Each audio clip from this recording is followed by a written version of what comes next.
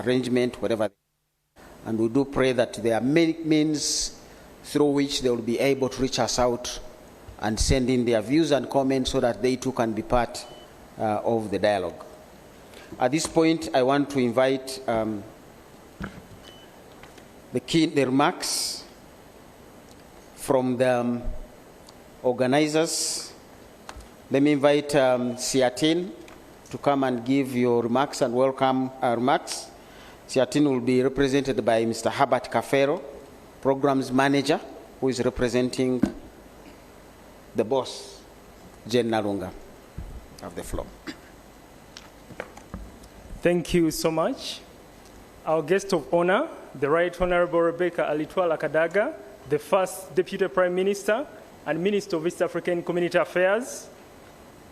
The keynote speaker, Honorable Amos Lugolobi, the State Minister for Finance and Planning, Ministry of Finance, Planning and Economic Development. The Commissioner General of Uganda Revenue Authority, represented by Ms. Catherine Donovan Chokunda, Commissioner, Legal Services and Board Affairs, Board Secretary. All commissioners from relevant government ministries and institutions, honorable members of parliament, distinguished participants, ladies and gentlemen, all protocol observed. Habari za asubuhi wana Afrika Mashariki wezangu. Good morning, my fellow East Africans. My name is Herbert Kafero, the Programs Manager at Southern and Eastern Africa Trade and Negotiations Institute, Siatini, Uganda. I bring you warm greetings from Siatini, Uganda's Executive Director, Ms. Jen Nalunga. It is indeed a great honor and pleasure to welcome you all, distinguished participants, to this fourth edition of the EAC Financial Year 2024-2025 Post-Budget Dialogue on Tax and Debt. This dialogue, which has been organized by a number of National Budget Month partners, sometimes we call them Budget Transparency Initiative partners, is aimed at providing a platform for EAC citizens and key stakeholders to enhance citizens' awareness and effective engagement on tax, trade, debt, and other related issues in the East African region, and also aimed at fostering and strengthening East African community regional integration through tax harmonization and prudent debt management. Our guest of honor, the Right Honorable Rebecca Alitwala Kadaga, the first Deputy Prime Minister and Minister of East African Community Affairs, Siatini and other National Budget Month partners would like to thank the President of Uganda, His Excellency Yoweri Kaguta Museveni, through you, for his unwavering commitment towards making East African community regional integration work for the people and pushing for the region to be more integrated than divided. I would like to extend our gratitude to the government of Uganda and specifically the Ministry of Finance, Planning and Economic Development and Uganda Revenue Authority for continuously working closely with civil society organizations like Siatini and other National Budget Month partners towards deepening citizens' awareness about the national budget priorities and government priorities broadly as set out in the national budget. We would like to applaud Government of Uganda and the Ministry of Finance for clearly identifying the drivers of the economy. There is a short form for these drivers. It is ATMS, agro-industrialization, tourism development, mineral development, and science, technology, and innovation. We believe it is a good step for government, and as we applaud government for identifying these drivers, we call on government to allocate sufficient resources to these drivers, because a driver without the fuel cannot do a good job in accelerating to the desired destination. So we call upon government to allocate sufficient resources to these drivers of the economy. I would like to talk about, briefly talk about the state of the East African community regional integration, because this dialogue is basically focusing on EAC affairs. But in a special way, I would like to recognize Ministry of East African Community Affairs for working closely with National Budget Month partners to make this dialogue happen. And as Siatini, among other partners, we recognize that the economic outlook of the East African Community region is promising. For example, there is a projected increase in economic growth in 2024 of 5.1% and 5.7% in 2025. That is promising.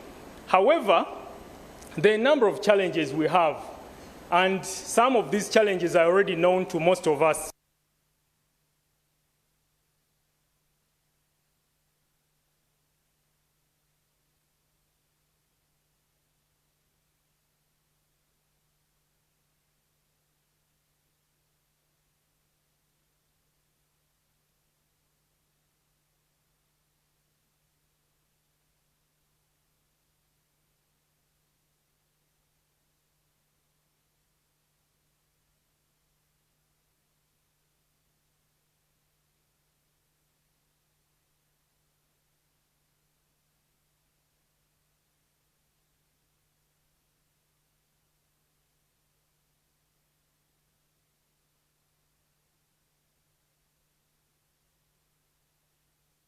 For products that we cannot even trade in other markets. I could give an example of plastics. We cannot take plastics to the European Union, but we can sell them across the EAC partner states, which is really important for us, and I cannot overemphasize the need to make EAC regional integration work. On the other hand, EAC regional integration, all EAC partner states are facing challenges of debt distress. And this is a pressing challenge. We have challenges of climate change. It's a reality, and we're already facing the negative consequences. Debt and fiscal challenges around the world are real, and the EAC is not an exception. However, we observe that there is ever-increasing indebtedness. The debt burden is increasing among EAC partner states, and debt continues to exert pressure on national budgets. And in Uganda, by the end of the financial year 2023-2024, interest payments on debt will account for Uganda shilling 6.5 trillion from the planned Uganda shilling 6.1 trillion, and spending on interest payment is expected to further increase to 9.6 trillion Uganda shillings in the forthcoming financial year 2024-2025, reflecting a 48% increase. We also observe that increasing debt burden is already exerting pressure on other budgetary spending, which includes spending on key social services. Although we recognize that sometimes borrowing is inevitable due to constrained resource mobilization, the continuous debt burden is likely to worsen the economic situation. And this has a direct impact on the people. We cannot go on with this conversation without talking about the situation in our neighboring country, Kenya. We recognize that the public protests are partly linked to the country's debt situation, and continuous debt is likely to worsen the situation across all EAC partner states.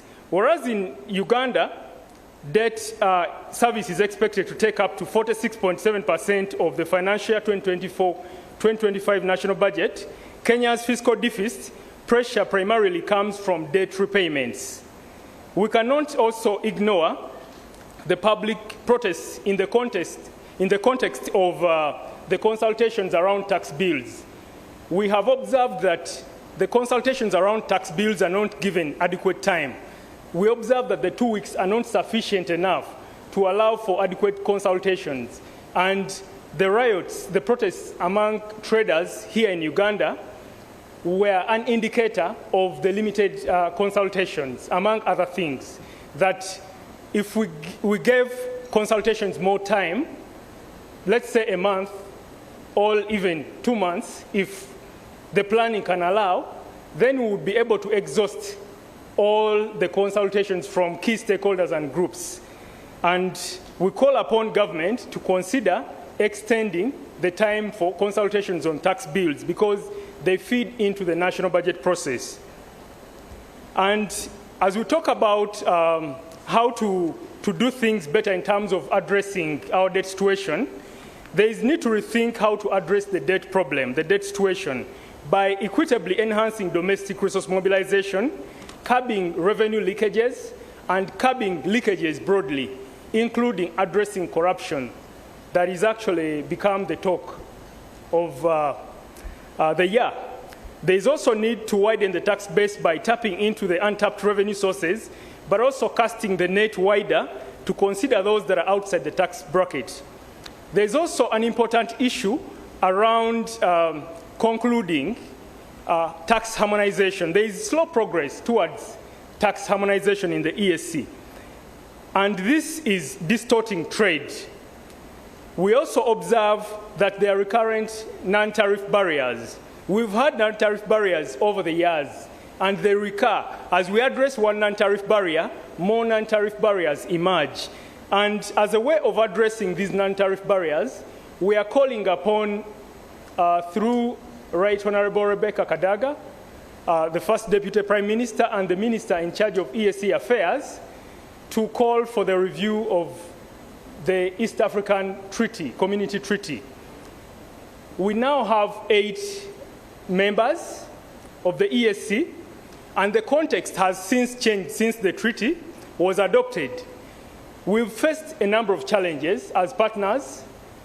The issues of retaliation have also happened. We've seen non-tariff barriers, border closures, among other things. And we believe there's need for a strong dispute settlement mechanism, among other areas, in view of reviewing the EAC treaty. We also believe that we need to adopt the conviction that EAC regional integration is not an option but an imperative. We also observe that there are members that we've admitted into the EAC, and they are members by convenience. They only join when they want to achieve certain objectives, and they want to exit when they feel it's no longer necessary for them to be members. For example, the Democratic Republic of Congo, that doesn't want to renew its membership because of a number of issues they have put on the table. So we need to reassess the issue of expanding the EAC, whether it delivers on the envisaged objectives. We believe there is need for more coherence than broadening, because we're admitting members, some of them are even defaulting on their subscription fees. And the issue of moving together as a region cannot be overemphasized. When we move together, we win together. And we need to also collectively, as EAC members, exploit opportunities in other regional economic communities, RECs, like COMESA, SADC. The need to make the tripartite work cannot be overemphasized. I can go on and on, but because of the interest of time, allow me to stop here. And once again, I bring you greetings from Siatini Uganda's Executive Director, Ms. Jane Nalunga, and I look forward to the discussions in which I hope we will all participate in shaping a better way forward. Asanteni kwa kunisikiza. Thank you for listening to me, for God and my country.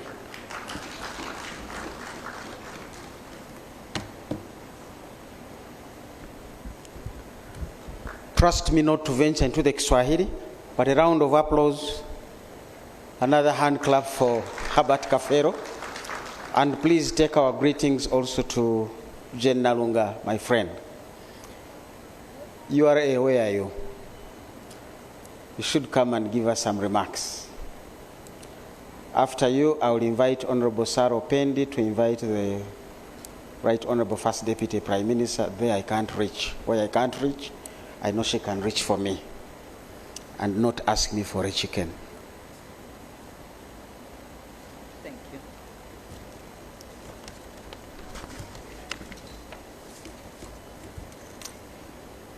Good morning.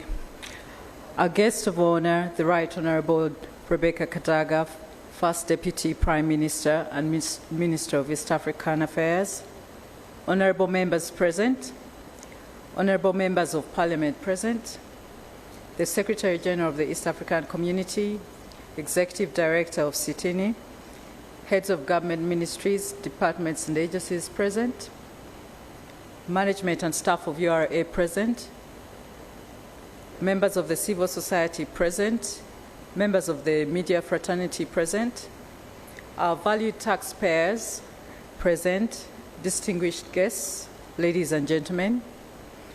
First of all, let me take this opportunity to introduce myself. My name is Catherine Chokunda Donovan, Commissioner, Legal Services and Board Affairs, Uganda Revenue Authority. I stand before you on behalf of the Commissioner General of URA, who was unable to attend this dialogue due to another conflicting engagement, but he sends his sincere apologies.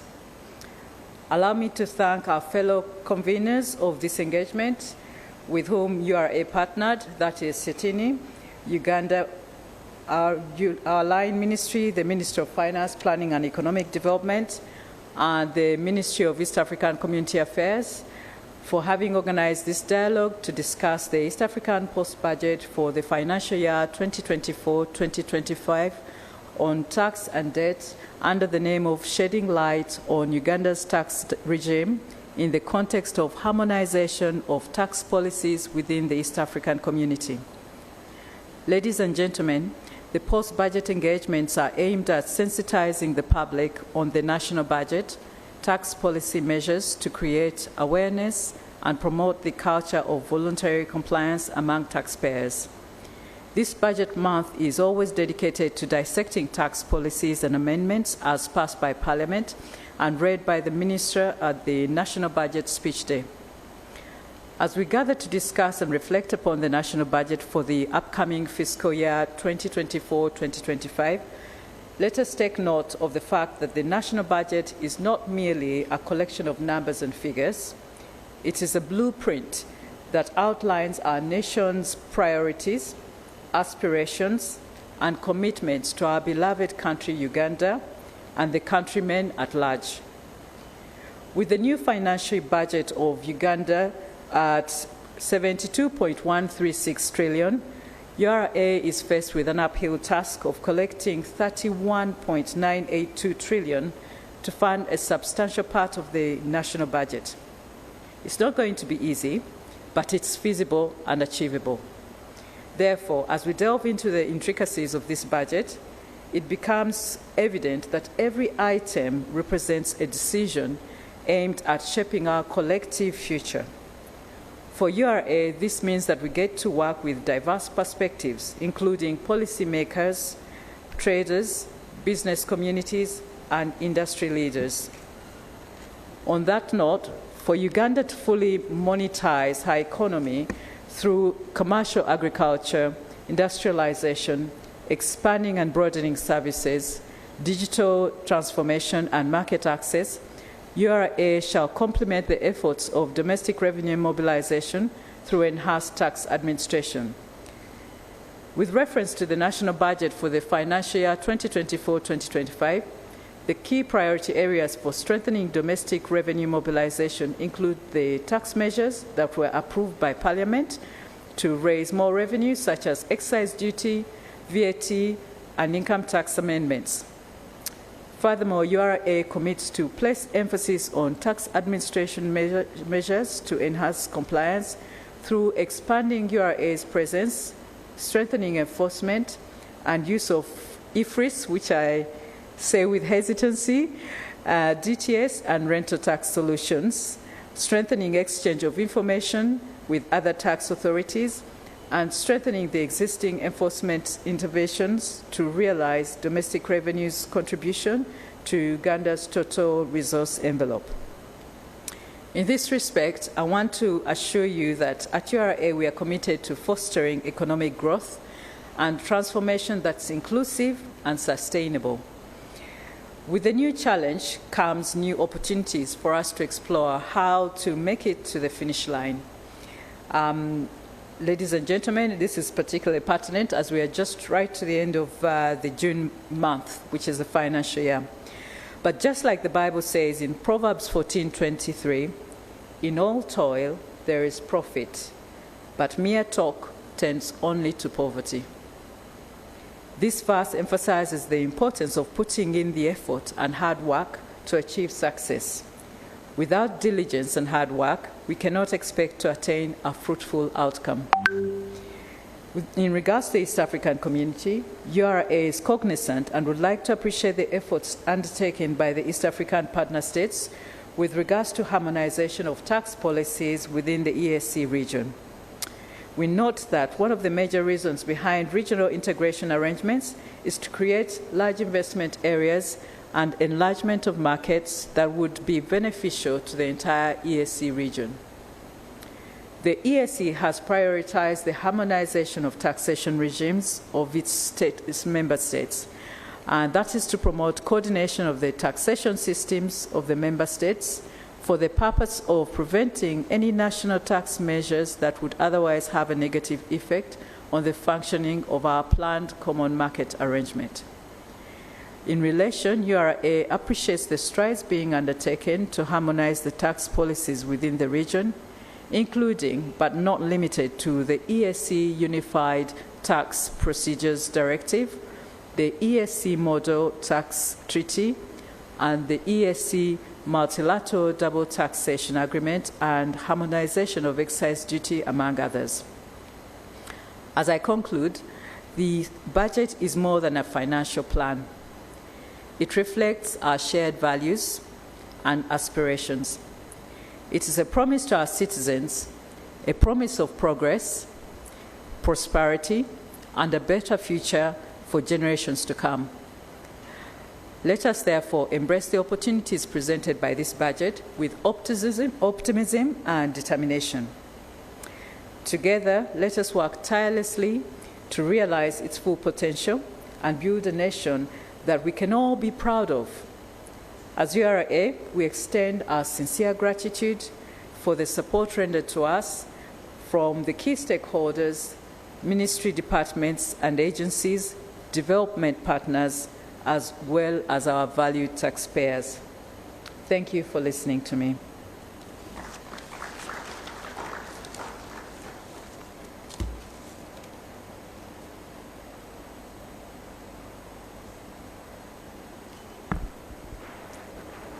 Please pass on our greetings to John Musinguzi. When the two of you resume duties in your handover report, put a footnote that this meeting wishes him well, especially in looking for the 31.98 trillion from us. We don't seem to have it, but somehow we'll resolve and find a way forward. Right Honorable First Deputy Prime Minister, as I've indicated, my shoes are not high-heeled in any way, so they cannot fit anywhere close to the lady's shoes. I've taken privilege to wrap into the program my dear friend Honorable Saro Pendi to come and greet us and do exactly what I cannot do, which is to invite you to come and address us and open this meeting. Right Honorable. And Honorable Saro Pendi, this is for you. Thank you very much, the Master of Ceremonies, the guest of honor, the Right Honorable Rebecca Litwala Kadaga, who is the First Deputy Prime Minister and Minister for East African Community Affairs, the honorable members of Parliament here present, Commissioner General, Uganda Revenue Authority, Executive Director Siatini, distinguished guests in your various capacities. I have been invited to greet you and invite the guest of honor to give her remarks and officially open this very important dialogue. But allow me to thank Siatini, Uganda Revenue Authority, and the Ministry of Finance for organizing this post-budget dialogue. It's very unfortunate that we are meeting today, just one day after losing some lives in one of the partner states yesterday. And I want to request because we are within the East African community. And some lives were lost in the process, a process that we are here trying to dialogue over. Right Honorable Prime Minister, First Deputy Prime Minister, I want to beg for your indulgence that we observe a moment of silence for these people who died while trying to express their views. Could we stand up, please?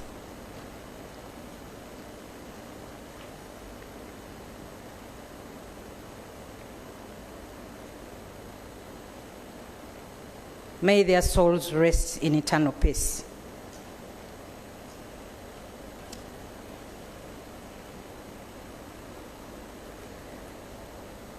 This is a post-budget dialogue on tax and debt. And it's very important for the government to listen to their citizens. Because at the end of it all, these budgets are financed through domestic revenue, largely paid by the citizens, but also partners, development partners, and other donors. Uganda as a country is well resourced. We are a country that is rich with minerals. We are a country that has a very favorable climate, very fertile soils, and therefore our reliance on agriculture, our reliance on tourism, our reliance on the minerals sector, and trying to ensure that there are adequate resources allocated to these areas would be a game changer. Right Honorable First Deputy Prime Minister, you are aware that this 11th Parliament passed the Mining and Minerals Act, a bill which is now law, and Uganda is well endowed. And I strongly believe that if only we could organize this sector, the government would be getting substantial revenue from this sector. Unfortunately, currently as we speak, this is not the case. We still have so many illegal mines out there. People getting these resources to enrich themselves and not paying anything to the government. And it's my humble request that that law be implemented without fear, without favor. Just last week, I think it was last week, when we saw the Minister of State for Minerals, the Honorable Nyamutoro, trying to visit some of the mines, and what happened, you also, I don't need to repeat it. So I want to call upon the government, as we look for revenues, that is one area that we need to actually close and ensure that whoever is mining in this country mines with a license and pays the necessary taxes that they are supposed to pay. Because these are minerals for the government of Uganda and are supposed to be for the benefit of the entire population. We all know how much has been allocated to servicing the debt, and with the resources out there that government is not able to get, we would actually be servicing more. We would have had a bigger budget for servicing the debt, but that is not the case. So we need to tighten those loose ends and deal with all these other illicit financial flows, of course, including the corruption. the previous speakers have spoken about the key drivers of the economy. And Right Honourable Speaker, Right Honourable First Deputy Prime Minister, I do not want to repeat what they have said, but all that I want to say is that you cannot neglect road maintenance in this country, since we are heavily reliant on the road network as the means of transport in this country. We want to appreciate the government for the various investments that it has made in improving the road network. However, without funds for maintenance, all that we are doing is in vain. We have so many beautiful roads that have been constructed, but today they are full of potholes. Why? Because there isn't sufficient resources put in place to maintain these roads. And I want to call upon you specifically to push the executive to operationalize the road fund. I'm glad that this road fund was created through an act of parliament, and at that time you were in parliament. But to date, that road fund has never been operationalized.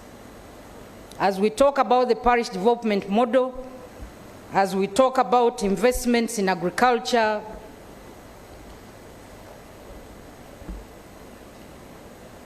we cannot do that without having the feeder roads, without having the roads in whatever state, whether they are Maram roads, motorable. So I want to request that that be dealt with. So Right Honourable, our guest of honor, the First Deputy Prime Minister, with those few remarks, I want to end with a call on everybody that it's terrible for Ugandans to pay taxes, and these taxes are not put to the right use. I cannot end without talking about the challenge, our biggest challenge today, of corruption. Let it be every Ugandan's responsibility to rise up and fight corruption. And I strongly believe that we can actually do this. We are doing our part as legislators, but the Ugandans should also do their part in not being partners in facilitating the corruption, but reporting all those who are misusing the taxpayers' money, but also misappropriating funds that should be going to other sectors. So with these few remarks, it's my pleasure now, guest of honor, to invite you to address the gathering. Thank you very much.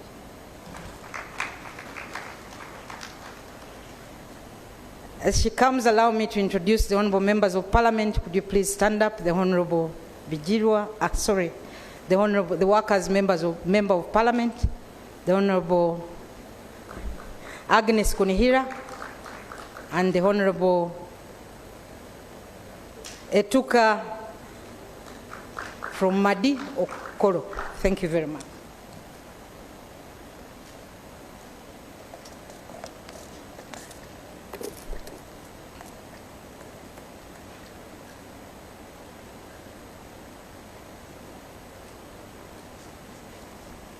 Good morning, honorable members of parliament, the Siatini family, the representative of the Director General, and you, the taxpayers and stakeholders. It's a pleasure to be here this morning. I really want to thank Siatini for a long-standing partnership with Parliament. They've been very supportive in giving information to members of Parliament to enable them to understand the budget and be able to do their work properly. So thank you so much. I also want to thank the Uganda Revenue Authority for this dialogue. You know, I come from Wasoga, and Wasoga don't like paying taxes. I'm sure you know our history of tax riots about graduate tax and other things. But jokes aside, I think it's important that you meet and discuss with the people who pay the taxes. And I see one of the, is that Kagwa? Yes, from the Ministry of Finance. We're happy to see you and thank you for the work. Now, I just want to respond briefly to what the Honorable Opedia said before I go to my speech. I just want to state that on the issues raised by Siatini, we are going to have a retreat of the Council of Ministers to discuss the state of integration of East Africa and the interstate relations. Because when you talk about the NTBs, closure of borders, etc., it happens between us, the members of the EAC. So we are going to have a retreat next month to review that situation and see how we can improve it. And the meeting will also involve the ministers of foreign affairs of all our countries. Now, concerning the Mining and Minerals Act, I think that's a matter of regret that the mining sector has been largely left behind. Not much is said about it. Not much is heard about it. I think it's because concentration has been on oil. And yet, as Honorable Pendi says, the minerals are really a low-lying fruit. It's a low-hanging fruit. If you look at the map of minerals in Uganda, I think there's no part of Uganda that does not have some kind of minerals. So we are sitting on a lot of wealth, and it's important to be able to exploit it. Unfortunately, exploration is very, very expensive. I don't know many Africans or many Ugandans who are involved in exploration. You'll find the Chinese, you'll find the Indians, you'll find the Arabs. So I think we need to find a way to facilitate Ugandans to conduct exploration at a reasonable rate and also be able to develop with mines. She also mentioned the issue of transport.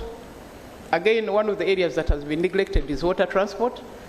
We have a lot of water bodies in this country which are navigable. Some of them were actually navigable even in the colonial times. It's no longer the situation now. From my area in Namsagari, boat used to go from Namsagari to Egypt. It doesn't happen now. And so many other things. So water transport is also an area that we need to handle. And of course, the railways. I grew up near a railway station in Mburamuti. So for me, rail transport is something very, very, very important. It reminds me that it used to be there. I was going to my grandfather's in Busembatia by train. It was the highlight of our holidays. We were looking forward always to go to the train to go to Busembatia. So it is something we need to do quickly so that our people can move quickly and goods and services can also move quickly. There will be less damage to the roads, especially as we have spent so much money doing that work. Concerning the treaty, yes, actually we are very far behind on amendments, but I think we are late by over 3 or 4 years. This is because the ministers of the attorneys general of East Africa have failed to meet in the last 3 years. So you find that we have not been able to amend the treaty for languages. We have not amended the number of judges. We have not amended the number of boards of trustees, because it was okay when we were 3, but when you are 8 and you have a board which is 40 people, you can't work. So during that retreat, it's our intention to really put pressure on the attorneys general to ensure that they do their work and we have the necessary amendments to the treaty so that we can look at the real integration. Having said that, again, I say I'm very happy to be here, part of this post-budget dialogue for 2024-2025. We are here to gather, dissect, and discuss the implications and opportunities arising from the recently announced budget. It's a crucial platform for stakeholders from various sectors to come together, share insights, reflect on our fiscal policies, and chart a path forward to ensure sustainable economic growth and development of our region. I've already thanked Siatini for bringing us together. The budget is not just a financial plan but a blueprint for our nation's and region's future, outlining our priorities, allocates resources, reflects on aspirations for growth, development, and societal well-being. Therefore, it's a reflection for our shared commitment to shaping a prosperous and equitable future. The topics of tax and debt are components of our economic landscape. They are not only fundamental to the function of our governments, but also pivotal in shaping the welfare of our citizens. So today we can delve into those issues, analyze our current strategies, discuss innovative solutions to help us address those challenges. Of course, taxation is the lifeblood of our governments. It helps us to fund essential services, invest in infrastructure, promote social welfare. However, it is imperative that tax policies are equitable, efficient, and conducive to economic growth. We must have created a tax environment that encourages investment, supports business development, and ensures that the burden is fairly distributed among all segments of society. I think the recent sit-down strike by the traders is a clear indication that the tax burden is falling particularly on particular sections and not on others. So it's necessary, Madam Donovan, that this issue is looked at critically. This management is also critical. Borrowing can be a powerful tool for development, but must be managed prudently to avoid unsustainable debt levels that could hinder our economic progress. Effective debt management strategies are necessary to maintain fiscal stability, protect our credit ratings, and ensure that future generations are not overburdened by today's financial decisions. The finance ministers of East Africa, Kenya, Uganda, Tanzania, and Rwanda presented their spending plans for 24-25 on the same day, the 13th of June, in a bid to harmonize the fiscal measures that affect each country's economy. The African Development Bank projects the region's growth to pick up from an estimated 3.5% in 2023 to 5.1% in 2024 and 5.7% in 2025, boosted by infrastructure development and increased regional trade. I would like to highlight a bit on the EAC budgets, estimated at 31 billion for Kenya, 18.9 billion for Tanzania, 19.2 billion for Uganda, 1.5 billion for Burundi. The partner states' budgets outline various new fiscal and monetary interventions amidst other measures aimed at realizing required resources to match the expenditure while improving welfare of the citizens. From the surface, we notice a general increase in the EAC partner state expenditure allocations. Uganda's allocation of expenditure allocation has increased from 52.753 trillion for 2023-2024 to 72.13 trillion for 2024-2025. Kenya's expenditure of about 4 trillion is up from 3.85 trillion Kenya shillings for 2023-2024, and the United Republic of Tanzania, it has risen from 47.2 to about 50 trillion for the current fiscal year. This has several implications across various sectors of the respective partner states' economies, and here are some of the key considerations. One, on economic growth and development, increased public expenditure. A larger budget may indicate increased public investment in infrastructure projects such as roads, bridges, schools, and hospitals. This can stimulate economic growth by improving productivity and connectivity. Employment generation. Higher budget allocations can lead to job creation, both directly through public sector employment and indirectly through the private sector as a result of increased public procurement and infrastructure projects.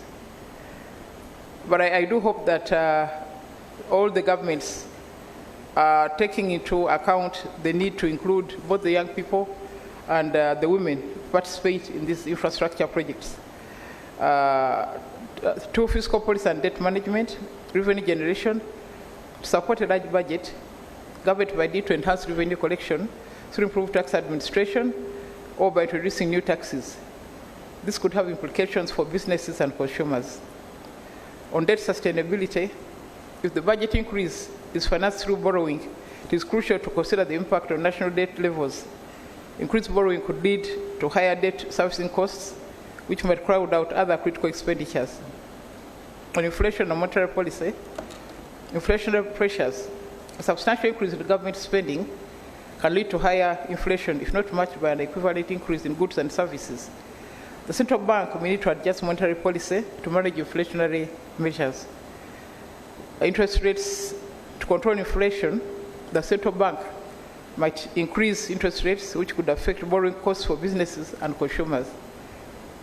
On social service and welfare, healthcare and education, higher budget allocations can potentially enhance the quality and reach of social services, such as healthcare and education, leading to improved human capital development. On social protection, increased funding for social protection programs can help reduce poverty and inequality, ensuring that vulnerable populations have better access to essential services. I don't know whether the members of parliament here and the other leaders can confirm that the vulnerable people in their country, in your areas, in your sectors, actually access better essential services. Do they have water? Can they get health services? Do their children go to school? Do they eat? All these are questions that we need to answer. On private sector response, business confidence. Private sector might react positively if increased budget is perceived to be well managed and directed towards productive investments. Conversely, concerns about fiscal sustainability could dampen business confidence. So it's really important that those who have access to resources, whether lawfully or not lawfully, should not be spending lavishly in the face of poverty and shortage and difficult lives of many, many people. Investment climate, improved infrastructure and public services can create a more favorable investment climate, attracting both domestic and foreign investors. On governance and accountability, transparency and efficiency are essential. With a significant increase in budget, there is a heightened need for transparency and efficient use of public funds. Strengthening institutions responsible for auditing and monitoring public expenditures becomes crucial. Corruption risks. Larger budgets can also increase the risk of corruption if not managed properly. Robust anti-corruption measures and greater public accountability are essential to ensure funds are used effectively. On external relations, donor confidence. A well-structured budget increase can boost confidence among international donors and financial institutions, potentially lead to increased foreign aid and investment. On regional influence, enhanced fiscal capacity can strengthen Uganda's position within regional organizations like the EAC, allowing for greater influence in regional economic and political matters. As we engage in this dialogue, let us keep in mind the broader goal of fostering a resilient and prosperous East African community. Our discussion to be guided by a commitment to transparency, accountability, and collaboration. By sharing our experiences, insights, and best practices, we can develop comprehensive strategies that will enhance our fiscal policies and promote sustainable economic growth. I encourage each of you to engage actively, exchange perspectives, and challenge assumptions. Let us explore how this budget can stimulate innovation, drive sustainable economic growth, address social challenges, and pave the way for a resilient and inclusive society. And I want to really implore the Ministry of Finance especially to listen when stakeholders are expressing their views about the tax measures, about the impact on tax, about the impact on the population. Many times, I think they are more driven by the need to collect money, but they don't care about the implications of how they go to get that money. For instance, we have been having a long-standing battle over tax on diapers and sanitary pads. How can you tax children? How can you tax babies? And you know, they really haggle and insist on this tax must be there. Why? Tax beer, tax something else. But they want money because of the number of children who will use diapers, because of the number of women who are going to buy menstrual pads. Tax the women. Discriminatory tax. All these are issues that you need to listen to, Mr. Kagwa. Let me extend my gratitude to all the speakers, panelists, and participants who are here today. Your expertise and contributions are invaluable. and I'm confident that our collective efforts will lead to meaningful outcomes. Together, let us seize this opportunity to forge partnerships, identify synergies, and collectively contribute to realizing the full potential of our nation. I am confident that our deliberations today will yield valuable insights and actionable strategies that will guide our journey towards a brighter tomorrow. Again, thank you, organizers, for involving the East African Community Ministry. It is really helping us in realizing our integration agenda and bridging the gap that exists between architects and the actual intended beneficiaries of the integration. This is a huge step for Uganda in supporting our population, positioning itself strategically to reap maximum benefits from the EAC integration. So we're really happy to be here. I just want to close by saying that the common market has expanded exponentially. With 8 members, we are spreading from the Indian Ocean to the Atlantic Ocean. And the coming in of Somalia has given us access to 3,000 additional kilometers of coastline. All these are available for us if we implement the common market. That is the freedoms of movement, of capital, of goods, of labor, of services, and also the rights to residence and also the right of establishment. So we are making a lot of efforts to eliminate the non-tariff barriers. Kenya is our biggest market, and 1 month ago we had a long meeting with the government of Kenya, at which we agreed that we do not want to hear about quotas, we don't want to hear about price differentials. We wanted a full implementation of the Common Market Protocol, and President Ruto agreed when we were together. So we are going to monitor to see whether his staff will follow what was agreed. And as I've said, the backlog of the treaties because our attorneys generals have not met, but I hope that will change. So with those words, I want to declare this meeting open. Thank you very much.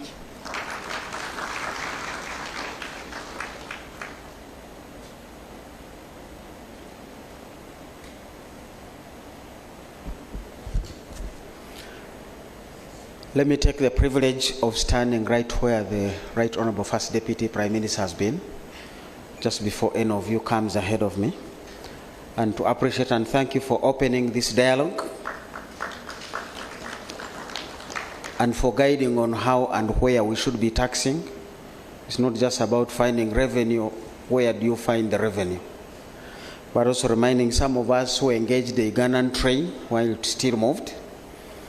I used to enjoy the train to Kasese in those years when I was a schoolboy, and then bring back some G-nuts from Kasese and make a profit.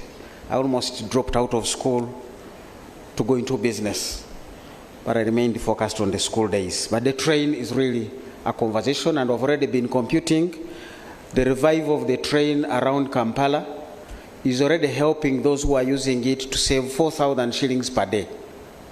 Because by taxi they were paying 3,000 coming to town and 3,000 going back. That cost has been reduced to 2,000. So these things do matter for the citizens. When they touch where their taxes are going, you can be sure it makes a difference for them. We are going to have a group photo for those who carry the title of Honourable. You certainly are going to join the Right Honourable First Deputy Prime Minister and Minister for East African Affairs and the organizers, Siatini and URA. Commissioner Kagwa, you have to be in that picture. Julius, you have to be in that picture. Please, the photographers, come and make sure we are arranged for that so that we can get that out of the way, and thereafter we'll have a keynote address from the Ministry of Finance.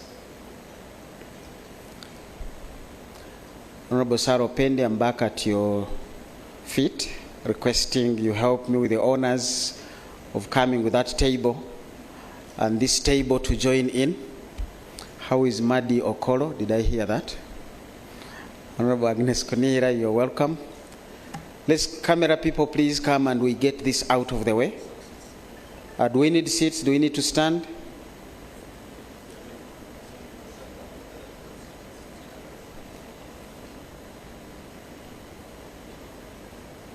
There are not many people, really.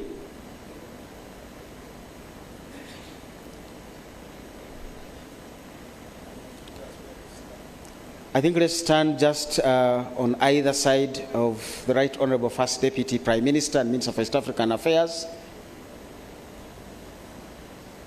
The rest of us who are going to be represented.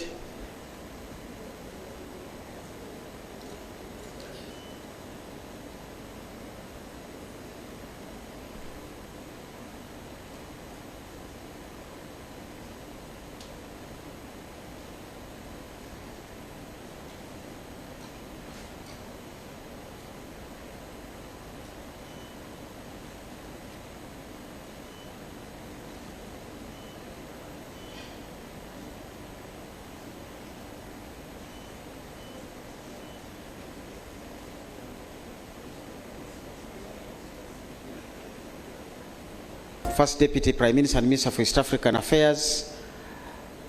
At this point, we want to invite you to listen in at least to the keynote. But if the time is hard-pressed, we'll invite Siatini before he comes in to give you the honors. They have worked with you for years within the circles of Parliament.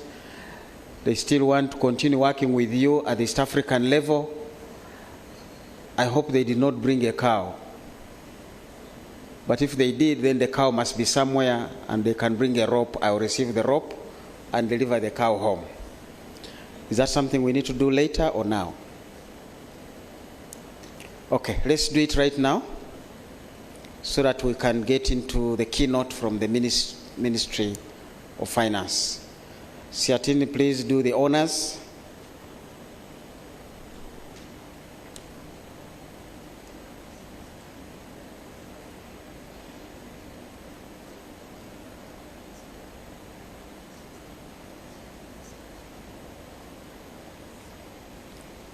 Thank you, Moderator.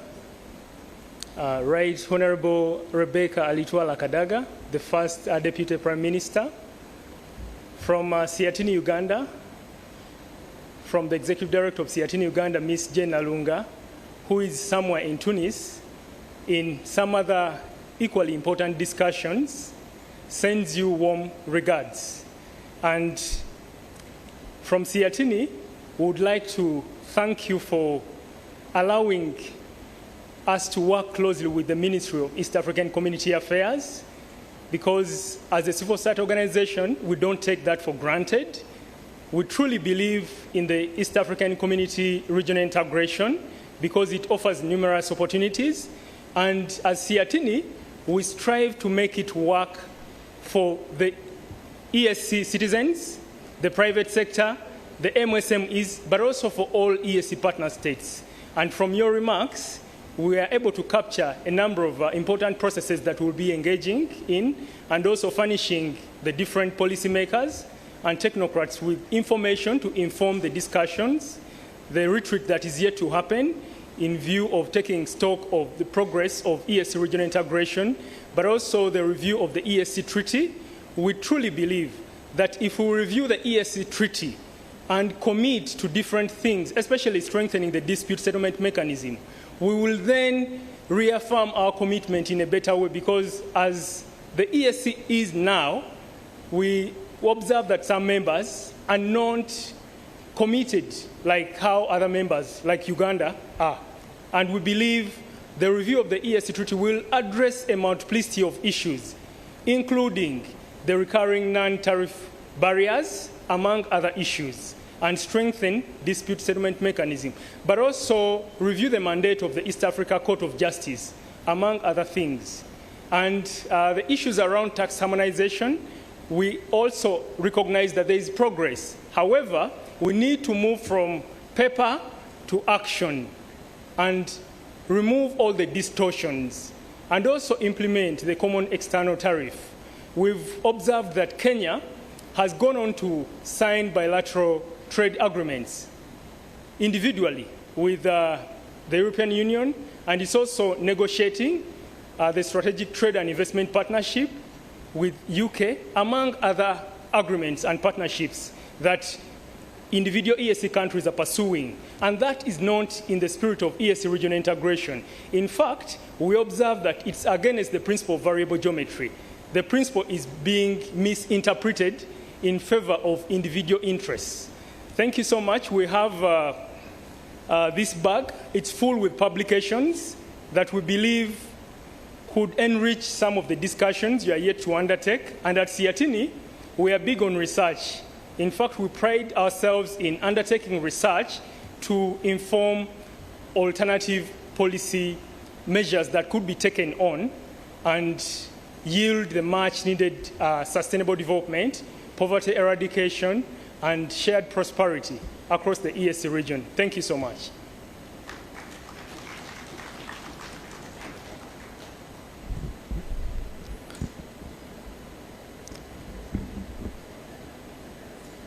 Can hand over the publications.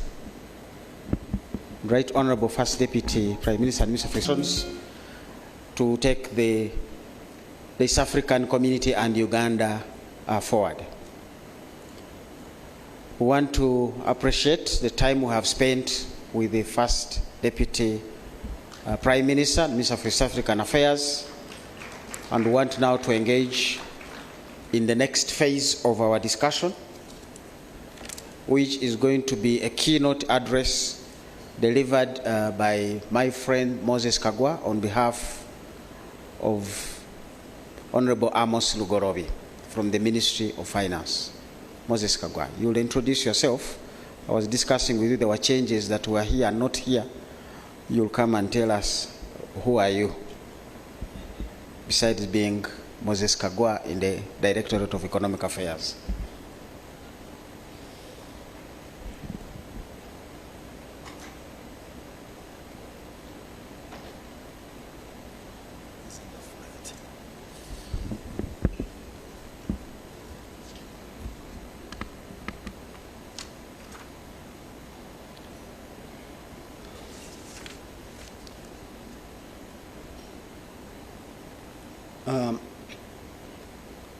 The First Deputy Prime Minister and Minister of East African Affairs, the honorable members of Parliament here present, distinguished guests, ladies and gentlemen, I've been requested by the Honorable Minister of State for Finance in charge of planning, Honorable Amos Lugorobi, to present this speech on his behalf. So I'm going to read it verbatim. My name is Kagwa Moses. I head the Directorate of Economic Affairs in the Ministry of Finance, Planning and Economic Development. I would like to take this opportunity to welcome you all to this East African Community Post-Budget Dialogue on Tax and Debt for financial year 2024-2025. I would like to thank the organizers and all of you who have spared your time to contribute to this dialogue. The dialogue is timely to enhance awareness about the EAC regional issues, including decisions made by the EAC Council of Ministers and the debt strategies for next year. As government will enhance and embrace opportunities to dialogue with civil society and the wider citizenry to increase participation in the process of policy formulation and to better inform policy making. 2, as a result of our fiscal consolidation agenda, which is intended to enhance revenue collection, reduce borrowing for only critical and strategic investments, and control government expenditure, government's fiscal deficit has reduced to 4.5% of GDP this financial year. We also expect it to go to 3.8 from the 5.5% last financial year. As we highlighted in the budget, in nominal terms, Uganda's public debt to GDP was estimated at 46.9% by June 2023, and is projected to end at 47.9% in this year ending June 2024. This is below the 52.4 threshold that is provided in the Charter of Fiscal Responsibility for the financial year 2023-24, and less than 50% of GDP government policy target for debt sustainability. The size, of course, of our economy has expanded, or is estimated to expand by 6% this financial year, up from 5.3% last financial year. So the size of the economy will be 202 trillion, which is about 53.3 billion US dollars, up from the 184.3 billion or 48.9 billion last year. Distinguished participant, Uganda being a member of the East African community, it is required of us to participate in the various processes of the community, as well as enhance decisions of the community.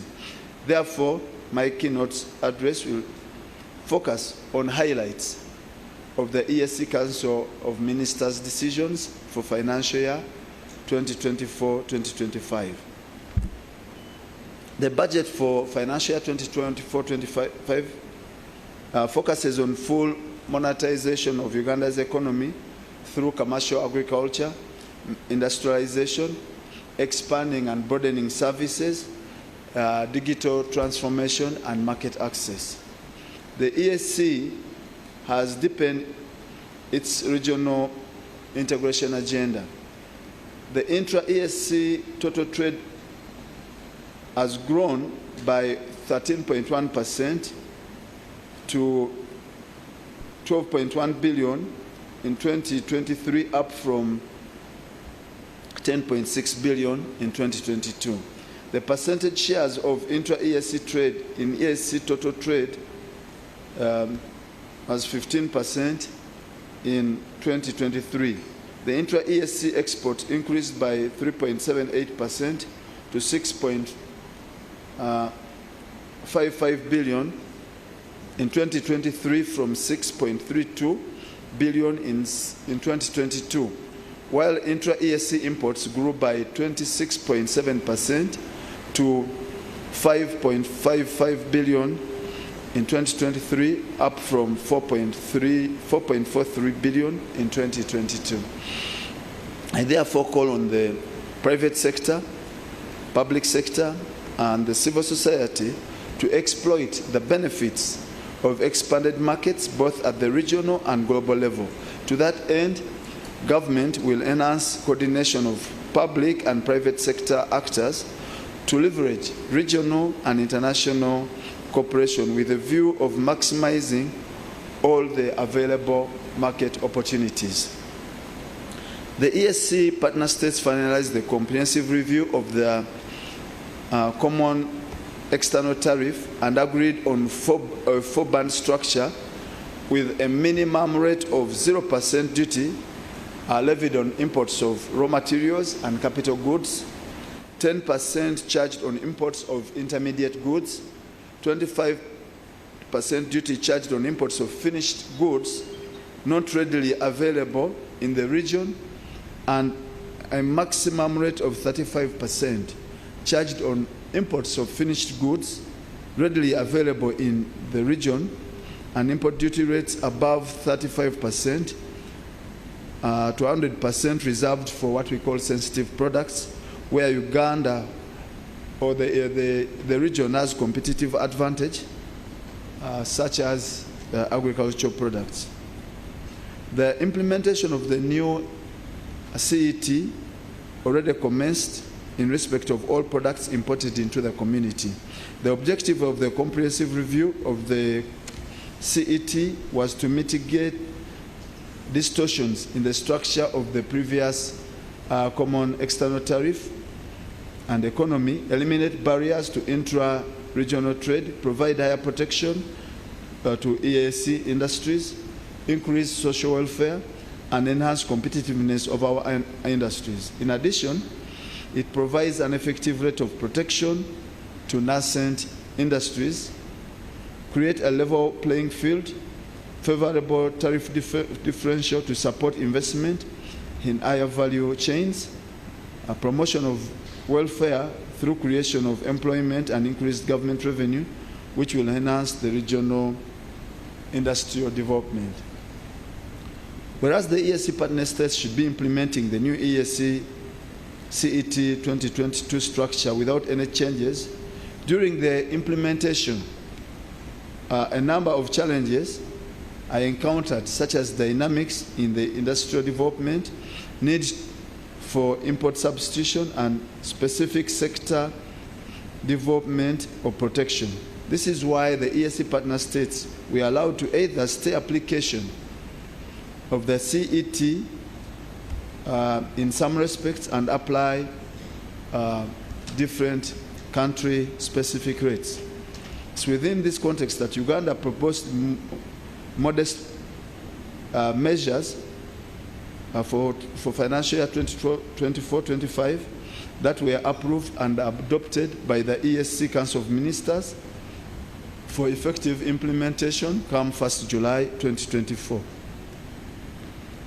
These measures relate mostly to continuation of the current application under the CET, duty remission for raw materials and industry inputs for production of goods, amendments of the EAC Customs Management Act to facilitate regional trade, and some new requests for either reduction in the rates or a higher rate for financial year 24-25. Some of the key budget highlights include an application of import duty rate of 35%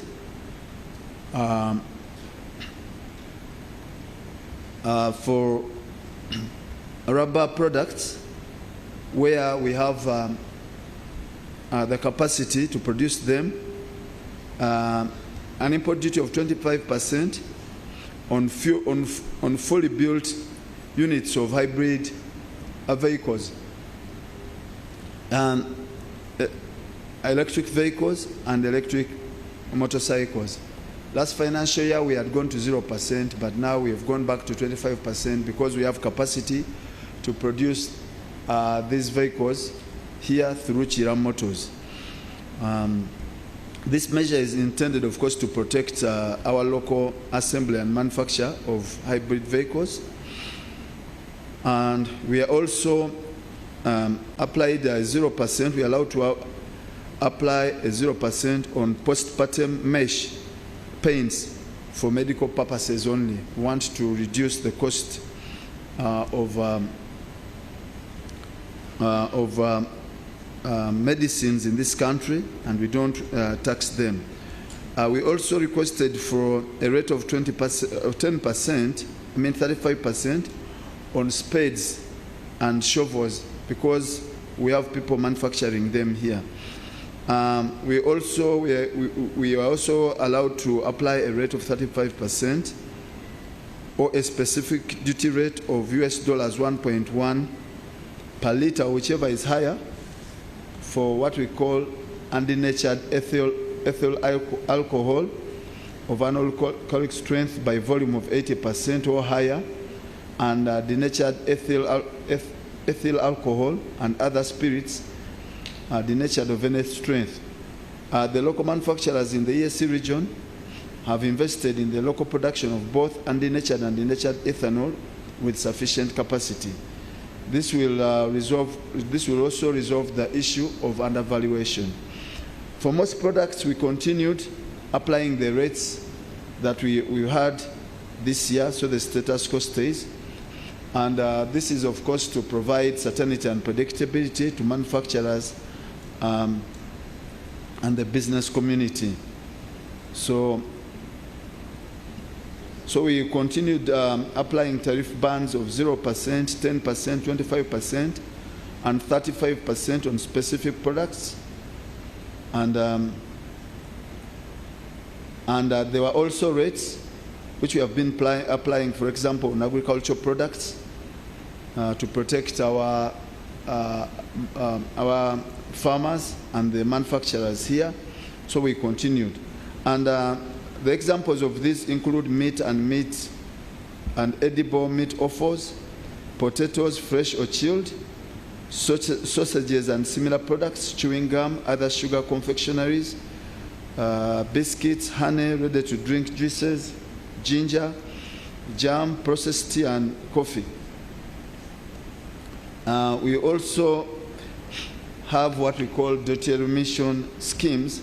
These are where the duty rate is high, but it's reduced to either 10% or 0% for manufacturers because they use that as an input rather than a finished product. So even this practice is going to continue this year as to assist our manufacturers and reduce the cost of doing business in Uganda. Further, the EAC Council of Ministers urged all partner states to expedite the elimination of discriminative levies, fees and charges in order to facilitate trade across borders and really deepen regional integration. On the Ugandan side, most NTBs affecting or imposed by Uganda we are actually targeted at the Republic of Kenya. At the recently concluded Joint Permanent Commission, which was held in Uganda in May 2024, we agreed to eliminate all these tariff and non-tariff barriers and fully implement the provisions of the EAC Customs Union Protocol and the EAC Common Market Protocol, which means that the intra-EAC trade will be without tariff barriers. We also note that EAC has a substantial regulatory and institutional mechanism in place to eliminate NTBs, which includes the EAC Treaty, which has provisions that prohibit NTBs, as well as the EAC Elimination of NTBs Act of 2017, which provide a clear process for the identification, reporting, and monitoring the resolution of NTBs. The EAC Council of Ministers agreed to fast-track full implementation of the single customs territory. This is aimed at facilitating regional integration and trade in regards to exports, imports, intra-regional transfers, and transits. The single customs territory was developed to reduce restrictive regulations and to minimize internal border controls on goods moving among partner states, with the ultimate objective of free circulation of goods within the EAC. This will reduce the cost of doing business, reduce administrative costs related to enforcement, and also promote the EAC as a single market. The East African Council of Ministers considered the need to have a mechanism that will facilitate partner states to continue granting preferential tax treatment for goods originating from COMESA and SADC while undertaking the necessary amendment procedures of the EAC Customs Management Act. The ministers agreed to extend the period of the COMESA products entering into the EAC duty-free from 1st July 2024 to 30th June 2025 to allow partner states to honor their commitments in respect of other multilateral and international organizations to which they belong, that is EAC and SADC. You know, we are in a customs union, and we should have single duty rates for all the goods that are coming from outside the EAC. However, we took exception that when we are entering the EAC, we also had obligations in COMESA and SADC, where we had duty-free entrance. We are trying to resolve this because it's very complicated to be in two customs unions. So we are trying our best to try and see how we can harmonize. Either we add COMESA and SADC to become part of the, to merge with EAC, or at least all of us should see how we treat these goods. So the EAC region is working on the finalization of the East African Community Assembling and Manufacturing of Products Regulation. This is to promote use of local raw materials and goods manufactured in the community in the assembly and manufacture of products. The framework is also intended to regulate the assembly of motorcycles and motor vehicles and items that should be excluded from the imported complete knockdown kits. There are also regulations that are being worked on for the special economic zones, which are yet to be finalized. And our partner states, we are requested to undertake national consultations on the same. These zones of the policy is intended to harmonize the special economic zones program in the EAC region and also provide for establishment of other economic zones in addition to what we currently have. Those are the free zones, export processing zones, and the free port zones provided under the Free Zones Act. The harmonization of this policy will increase Uganda's competitiveness and enable manufactured goods in free zones to access the EAC, the African Continental Free Trade Area, markets, and others. Distinguished participants, as you are aware, the EAC partner states ratified the agreement establishing the African Continental Free Trade Area, and the African Continental Free Trade Area is set to be the world's largest free trade area, bringing together the 55 countries of the African Union and the 8 regional economic communities to create a single market for the continent. The aim is to enable the free flow of goods and services across the continent and boost the trading position of Africa in the global market. Most of the trade has been liberalized under the African Continental Free Trade Area. In the case of Uganda and indeed most African countries, large markets support more trade in goods and services, thus generating more income and employment opportunities. I take this opportunity, therefore, to encourage the private sector to adequately prepare to take advantage of the opportunities under the African Continental Free Trade Area. In conclusion, this address presents the major decisions made by the EAC Council of Ministers. I therefore urge the relevant ministries, departments, and agencies and private sector that are supposed to implement these decisions to expedite their implementation. The ministry also welcomes any ideas that can improve our effective participation in regional integration initiatives. I look forward to your contributions for God and my country. Thank you so much.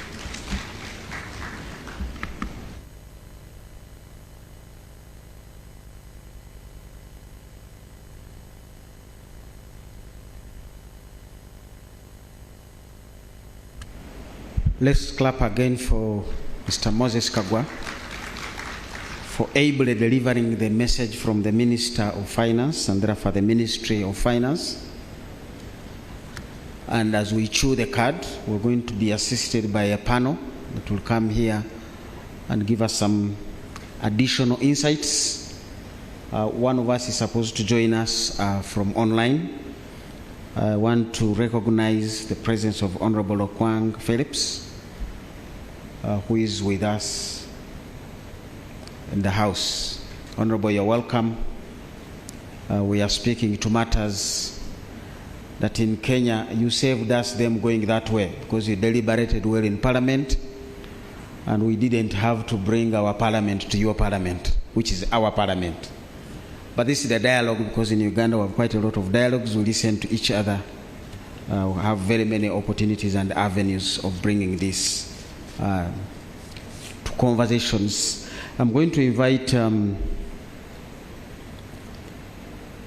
Mr. Alex Rubanga, the Assistant Commissioner for Trade from Uganda Revenue Authority, who will be representing Mr. Kagumire, the Commissioner Customs Duties. Alex, you're welcome to come and take a seat here. MS Miriam Babu, Chairwoman of the Women's Cross-Border Traders Cooperative Society. Please walk to the front and pick a seat of your choice.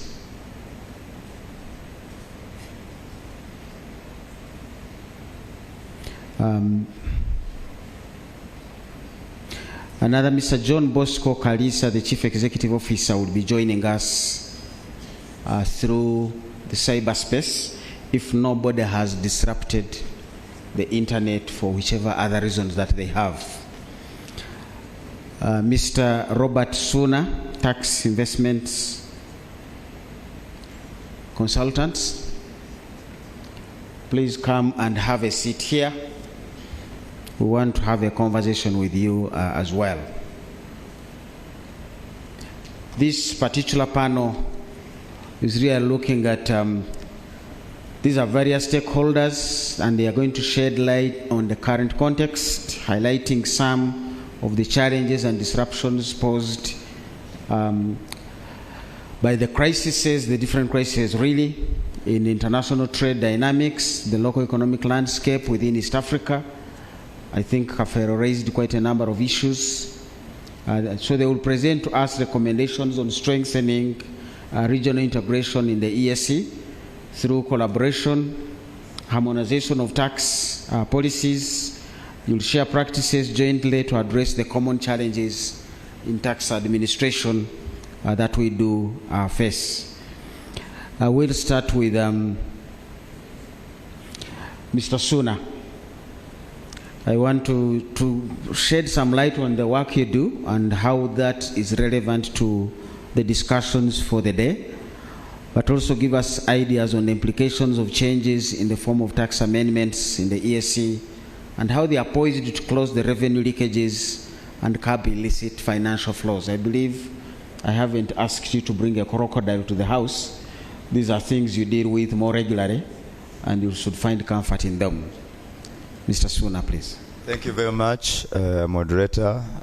Good afternoon, ladies and gentlemen, and fellow participants. My name is Robert Suna. I'm an independent consultant on tax, trade, and investment, and my bias is largely in illicit financial flows, international taxation, and also domestic revenue mobilization. To go back to your question, moderator, there has been efforts across the East African community in terms of trying to promote tax transparency, but also address revenue leakages. But before I delve into them, I thought it would be nice also to give us some brief statistics regarding what we call illicit financial flows and how they impact domestic revenue mobilization in our community. When we are discussing illicit financial flows, we are talking about illegal money in the layman's language that crosses borders through so many mechanisms, which may include, but are not limited to, money laundering, tax evasion, aggressive tax planning practices by multinationals, but also through corruption and also through terrorist financing. Now, these impact on our revenue mobilization strategies in a view that they take away the would-be resources that can help us address budget deficits, but also promote service delivery to the public. The statistics I want to give are in the African context, but I'll delve down also to the East African community and also the Ugandan context. So globally, the estimates are that we are losing about US 88 billion in illicit financial flows through the channels I've highlighted in my earlier submission. and these account to about 2.82% of Africa's global gross domestic product. And these can cover even our foreign direct investment, because in Africa, we attract annual about $83 billion in terms of foreign direct investment. We have a funding gap as Africa of $200 billion. So what it means that when we close the leakages and are able to cover money that we lose through illicit financial flows, we can first of all be able to fund our own budgets at least to 45%. We may not need for indirect investments attraction. It can be enough for us to generate domestic investment which can finance our budgets. But also to highlight that majority of the African countries, even the East African community, many of us are close to all above at least 50% of our GDP going to domestic debt and public debt.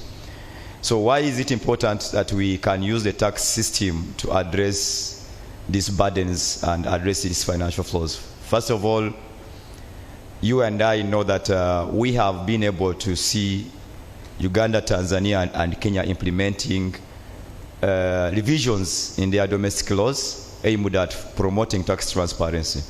One of the kind is promotion of beneficial ownership registers. You must have seen revisions and publications from the Registrar General requiring individuals to publicly declare who is the actual owner of the equities in the different companies.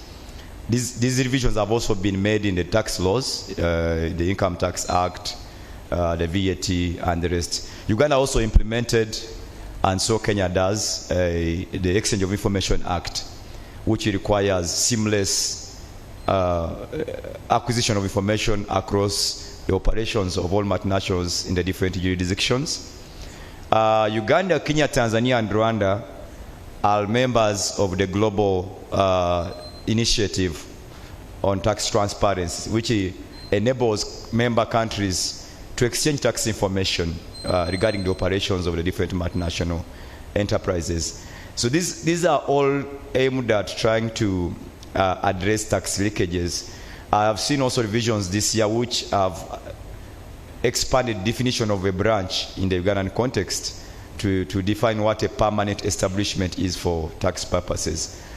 So, but in the Ugandan context, for instance, we estimate to be losing about US dollars 382 millions to tax abuses by multinational enterprises and by individuals. This means then that almost 12% of what we collect on an annual basis goes unaccounted for. But beyond the tax policies, will also allow me to highlight that there are other initiatives administratively beyond the Uganda Revenue Authority, which have been initiated by the country to address concerns, especially relating to money laundering. All of you may be aware that around 2023, we are part of the grey list by the FETAF, the Financial Accountability Transparency Forum, which we are a member. We had been grey listed, and this has an implication on our investment regime. But now we have been able to address the concerns raised by the FETAF, and we are off the grey list. But our counterparts in Tanzania are members of the grey list. Now, what does that imply for the East African community is that for financial purposes, if one of the members is on the grey list and the other one is not, then it is easier to launder money or support terrorism financing through our other member country. So I think it will require collaboration in the community and knowledge sharing and best practice sharing amongst ourselves on how Uganda managed to address some of those concerns. For instance, through the Financial Intelligence Authority, through data matching from third parties and collaboration with other institutions such as the judicial system and the Uganda Revenue Authority in terms of curbing smuggling and other related practice. I'll stop at that at the moment unless I'm called to give further initiatives. I thank you, Mr. Moderator. Thank you, Mr. Suna. I want to cross over to the other side, Madam Mariam Babo. Your quick messages to us on the subject. Thank you. Thank you so much. I first of all thank the organizers of this activity. My name is Mariam Babu.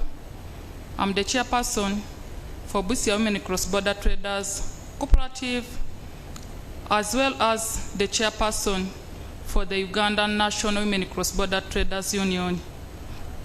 I want to begin by appreciating the East African community for putting in place policies that are favorable for the small-scale traders, who the majority are women, like the simplified trade regime.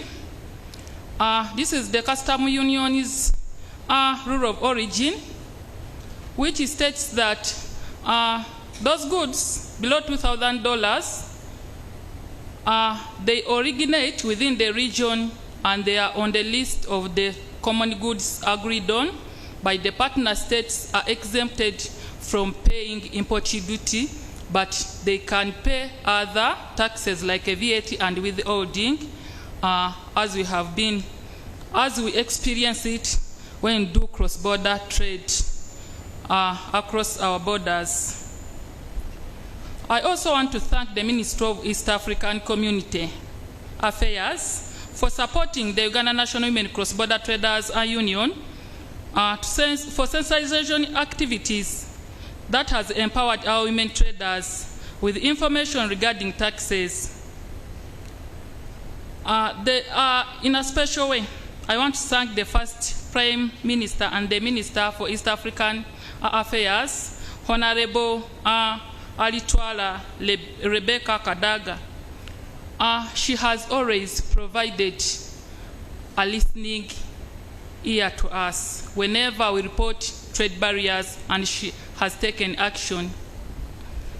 I thank the Uganda Revenue Authority for, first of all, providing spaces for women desks at the one-stop border posts across the country, where women get information on trade procedures, required documents, and the relevant agencies. URA also has created space by adopting the women cross-border traders in the border management committee meetings and the joint border committee meetings, where non-tariff barriers and the other cross-border related issues are being discussed. When it comes to tax, as a union, as women in cross-border trade, as leaders, we have always raised awareness on the importance of paying taxes. But again, we get discouraged. The traders get discouraged when they hear and see what goes on in this country, where funds are being misappropriated. So sometimes they are paying these taxes when they are not willing.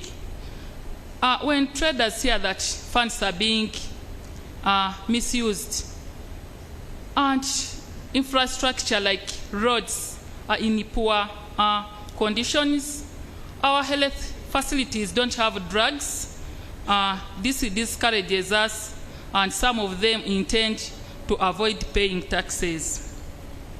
I want to thank the President of Uganda, His Excellency Yoweri Museveni Kaguta, for having a dialogue with the President Ruto of Kenya. For the last 2 years, we have been denied access to market for our eggs to Kenya, yet it's our major market. But I read that in the Kenyan budget, which was read recently, they proposed to remove the excise duty on the eggs. This is good news to the traders in Busia who are dealing in eggs. The request for the traders is that let us be part of the changes in the tax measures, because these taxes affect us directly.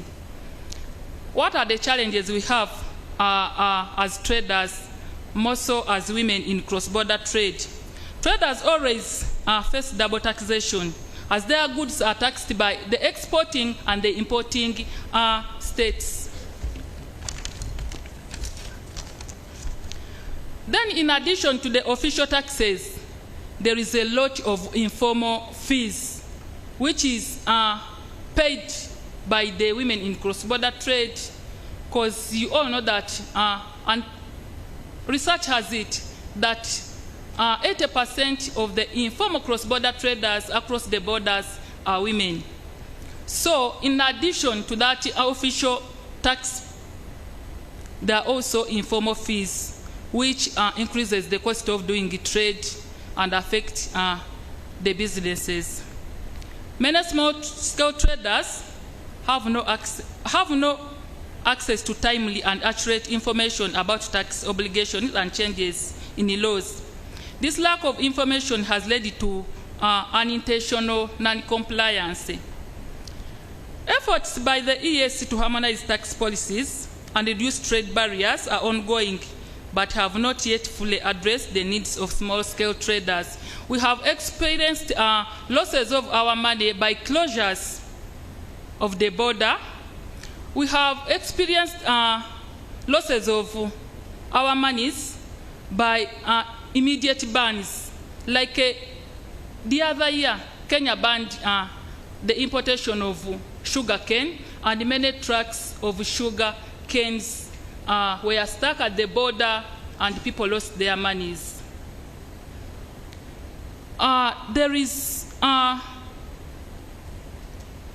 the intention of a state partner imposing an anti-tariff barrier by waking up tomorrow in the morning and puts a restriction, minus even giving a notice to the traders. These traders get stuck abruptly at the border as they take their goods to access markets across. What are our recommendations? The harmonization of value-added tax. You find that Uganda has 18% and Kenya has 16%. Sometimes the same product is cheaper in Kenya and highly cost in Uganda. This promotes the illicit financial flows, because when it's cheaper in Kenya and it's highly costed in Uganda, the communities along the border will be going for the cheaper one and not pass through the gazetted route. They'll decide to go through the what? The porous routes and evading what? Taxes. Then the withholding. Uganda has withholding, Kenya doesn't have. You find that when you export a raw product in Kenya and you put a certificate of origin, you would not pay any tax, only inspection what? Fees. But when you import it, you'll have to pay the withholding, whereby sometimes you don't have even adequate information about the withholding, which is income tax in advance. So the traders, the smaller scale traders, decided to go through the porous routes and evade the taxes. Then government needs to ensure that new tax proposals with their implications to the traders are timely communicated, and traders should be educated on these new tax proposals. Then to improve accountability for the use of taxpayers' money. We really feel bad after paying taxes and then you don't get services in the hospitals, schools, and then move on the bad roads. Then increasing awareness about the simplified trade regime, ensuring the consistent application of cross-border activities across the borders for small-scale traders. Sometimes you find that some traders are going through the bushes with even products which don't attract taxes because of lack of information. Then there should be continuous dialogue between policymakers and the business community, particularly the small-scale traders. It's essential to address their concerns and develop tax policies that support their growth. We usually have discussions with URA at various borders, and we want to thank URA for giving us time and listening to our concerns regarding the tax policies. Thank you for your audience. Thank you very much, Madam Babu. raising the concerns of the traders. We always talk about taxing businesses, but we also need to be concerned with making sure businesses are happening. When you lose your business because tariffs have, non-tariff barriers have been put to the other side, URA can certainly find the taxes. So many times people look at one side and say, why hasn't URA found the taxes? But sometimes it's because the businesses haven't found the business. So I wanted to bring in Rubanga last in this panel so that you can maybe have some responses. There are spaces that are not yours that have really been raised very well, and we hear these are some of the stories behind the Kenyan crisis. What are our taxes doing? That's not for you. You collect, you take to the consolidated fund. What happens there, me and you begin to ask. Because at that point you become a road user, you become a highway facility user, but there are spaces Recording you can in speak progress. to. Please speak to the subject of the day and feel free to respond to some of those that people have raised that URA may need to shed some light on. Thank you. All right. Thank you so much, moderator. And all protocol observed. First of all, allow me to appreciate Siatini, and of course, we are doing this together with Siatini as URA, and I appreciate all those who have come to attend this engagement. But also permit me to bring apologies from the Commissioner, Customs, whom I'm representing. He had some very urgent commitments he couldn't avoid, so he requested me to stand in for him. But I think I'm rightly placed because I handle the trade docket in the Customs Department. Now, back to the topic of the day. I think my Honorable Minister has done me a lot of favor by talking a lot about most of the things that I would have shared, especially from the policy perspective. So my work, I think, will be easy, mostly in terms of how we are implementing them. You rightly said that our work is to collect, and our work is also to implement most of these tax measures that have been put in place. Let me begin by saying that we are privileged as customs to be positioned well to implement most of these trade measures, especially within the region. We do this mainly because of our mandate as customs. As you will all note that when you are handling international trade, then these goods must pass through borders, but also trade must happen through borders. Goods must be cleared, they must be declared, but most of them are declared based on the different regulations, policies, measures that have been put in place. Now, as customs, how we are really going to implement most of the changes, the tax measures that have taken place in the EAC, and maybe beyond, is based on our mandate, and then also the instruments that are there within the EAC. My minister said rightly that there are decisions of council that were made as you know, within the EAC, all the measures we take must be agreed and approved by the partner states. Now, there are one, of course, in terms of the common external tariff that was reviewed. The honorable minister, my honorable minister said there are 4 bands, and these are things that we are going to implement. But also, allow me to say, we are going to implement these measures based on the instruments available in the EAC. And one of them, of course, are the rules of origin that my sister was talking about, both under the simplified trade regime and also the formal trade regime that deals with goods above $2,000. URA, by the way, issues certificates of origin. And this is one of the things that we do to help promote intra-EAC trade, especially for goods that are qualifying. We do this because we want to make sure that we promote legitimate trade. Legitimate trade means that the goods that are cleared must really be confirmed to originate from the different countries that they are partner states. But also, we, as the Honorable Minister said rightly, there are decisions that were made where we introduced stays of application of the EAC CET. We have a 4-band tariff structure, but the policy space that has been given to partner states allows them, based on the strategic economic considerations. As you know, we are not all at the same level of development, and there are so many other mitigating factors that can at times influence the economy and the performance, especially trade and industries and other activities in the economy. So there's a policy space that allows partner states to stay the application of the EAC CET.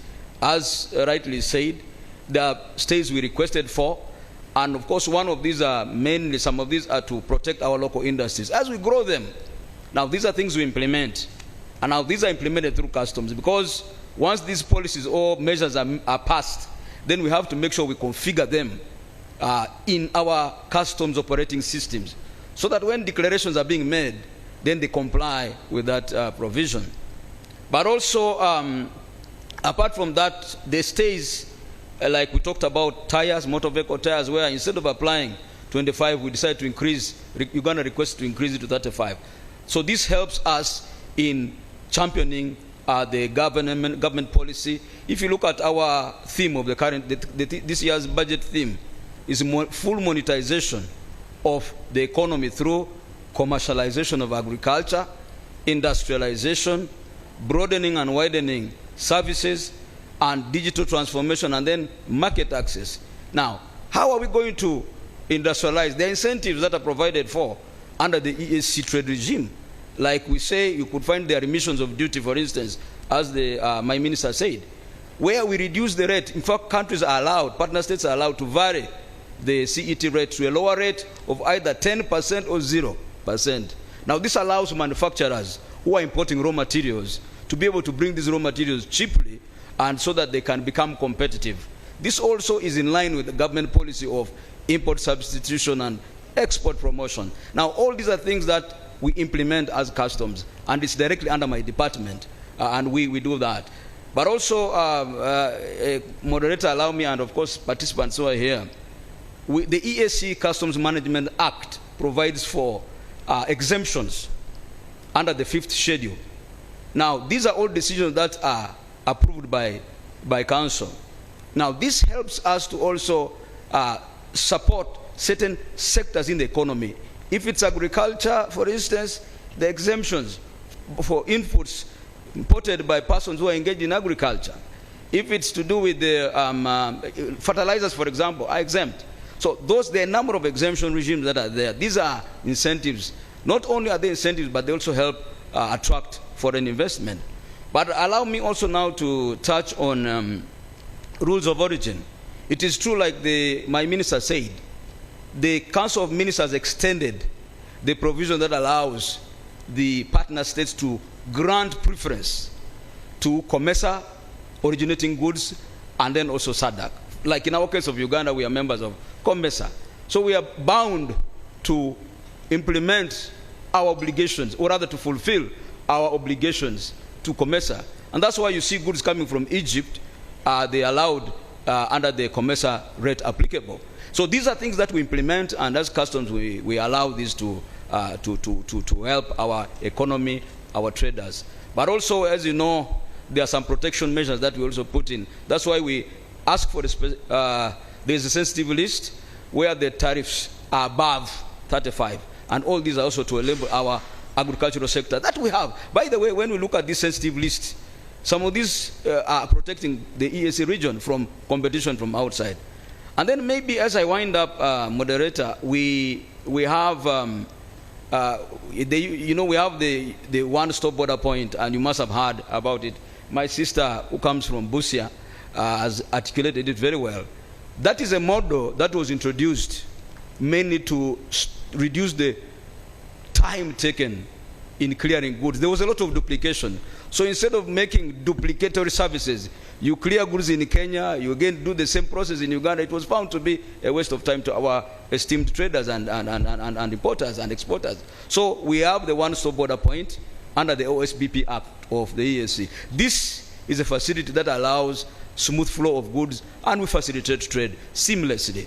And that is one of the things that we implement. We've done quite a number of them. We have about more than 5 OSBPs now within Uganda. We have one in Elegu, we have in Busia, we have in Malaba, we have in Mutukula, we have in Gatuna, and Goli. Also, we have one in Mpondo, we were trying to develop one. So these are measures that we really try to make sure that we implement them. But also, listeners, I want to also mention the single customs territory regime. As the minister said, you see, when we joined the EAC framework, we are deemed to be in a single customs territory. Now, the EAC is implementing what we call a destination model, whereby when goods land, say in Mombasa or in Dar es Salaam, for our case, they are deemed to have already arrived in Uganda. And so from there, you can clear them. And we have stationed officers. My officers are in Mombasa, with the support, of course, of the ministry, who increased our budget. We have officers based in Mombasa. I've got officers in Kisumu. I've got officers in Nairobi. I've got officers who are based in Dar es Salaam. Now, this helps our traders in clearing these goods seamlessly. So I think these are things that measures we put in place, how we're implementing them. And also, lastly, but not least, is when we talk about digital transformation, URA and customs in particular have embraced technology in our work. For instance, we've introduced what we call non-intrusive inspection. Now, these are trade facilitating measures, and these are the measures that will also help our integration agenda and reduce the cost of doing business for our traders. So we don't have to verify goods and open the container, but there are some goods that we just simply scan. Non-intrusive inspection is purely scanning. So we scan the goods, and then also we've also introduced what we call electronic cargo tracking. This helps to track cargo for taxpayers in real time. Now, these are implementation measures that are facilitative in addition to the tax policy measures that I've talked about, and these help us in leveraging and implementing some of the measures to see that as a country, but also as a region, we grow, but also access the market within the EAC and beyond. We've been participating actively in all the engagements and discussions at the EAC level. We work together with partners, we work together with the private sector, we dialogue with them, like my sister said, we sensitize the public so that they are aware. Recently, we had an engagement with the Uganda Manufacturers Association, and we really took them through the new measures that have come in terms of the duty remission. When we are advising them on the expression of interest, advising them on whatever is obtainable and available. Of course, we expect the gazette of the measures to come out by the end of this month. So those are some of the things that really, what I can say into this particular topic. And thank you so much for listening to me. Thank you for explaining to us the technicalities on the ground. We are part of the EAC, but of course the EAC recognizes its members are at different rates, so they allow some variations that are within the ambit of the member countries to change and secure themselves as they move forward, because some of these things turn up and people would say, how come the CET is this and another country is charging this? Why are you affecting us or the other? It's important to know that these are provided for within the different protocols and clauses that are within the documents that bind us together. As a researcher from the Makerere University Business School, at the Economics Forum, I'm taking some notes here. Tax is an interesting area for us. And as we said, if you don't know tax matters, they can become national security issues. It has happened in Kenya, and I'm reading from social media, the CDF here has responded to protect some of the assets. So that's an extra cost that will divert taxes from elsewhere. So we are in a discussion that is real. This is not imagination. These are real issues that affect citizens, they affect countries, so let's take them seriously. I don't know whether we are able to find Mr. John Bosiko Kalisa, who was supposed to join us through the virtual spaces. Are the organizers and coordinators of the signals able to find him? Otherwise, as we find him, I want to invite 2 or 3 of you, if you have a comment to make to the subject of this panel. I will later on invite the second panel, and then we'll engage all the panel members. They are not going away. At least for them, they are exempt from going away. that permission is not available. So you are going to stay in the house. After the second panel, people may still want to engage you later on. Even the questions coming in right now to you, you will have that time to respond to them, because I want us to listen to the second panel as the time is running out. Do we have a mobile mic? I saw Mr. Julius here's hand. I've seen that hand is number 2. I think I'd opened the window for 2 or 3. The third one is here, right? So number 1, number 2, and number 3. And then we'll engage the second panel, and then we'll engage into the bigger plenary all together. Do we have mobile microphones? Right over here. Julius Mukunda almost peeped into the wardrobe of the Right Honorable First Deputy Prime Minister. I didn't want to say it when she was here, or else he would have been asked by security on how he got to know the day's events. Julius. Good morning, Muhumuza. Good morning, everyone. My name is Julius Mukunda. I work for CSBA. Just quickly for me, I think it's one question, but it has 2 subsections. One is the ease to pay tax, but also the cost to pay tax. And I know you have done wonderful work. I mean, people sit in their bedrooms and pay taxes. But I think there is one more item you're remaining with, the one on customs. Why do I need a third party to help me process if I buy a fridge from abroad? Because why do I need somebody else to help me clear a car from the bond? There are some simple things that I think Ugandans can be able to process themselves. If you can also work that one out, it can reduce on the ease to pay taxes, especially at the border. That's very complicated. The last question for me is on the cost. I know that by 1st July, an email is going to come to me where you will be forcefully directing me that you are now a withholding agent for URA. What incentive do I get to do that? Is there a possibility that probably if you could start partnering with the private sector, especially even like local governments, it could be less costly for them to pay. Remember, manufacturers are on the stamps, they are paying, they say it's very expensive, and also people, they complain about IFRIS, how expensive it is to use it to pay tax. I thank you. Thank you, Julius. There is a hand right over there.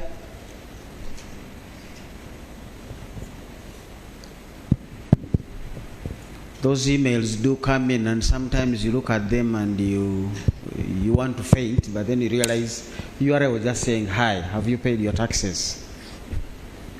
Thank you, the moderator. Good afternoon, ladies and gentlemen. My name is Josephine Kalege Kusemelera. I work with Uganda Local Government Association, ULGA.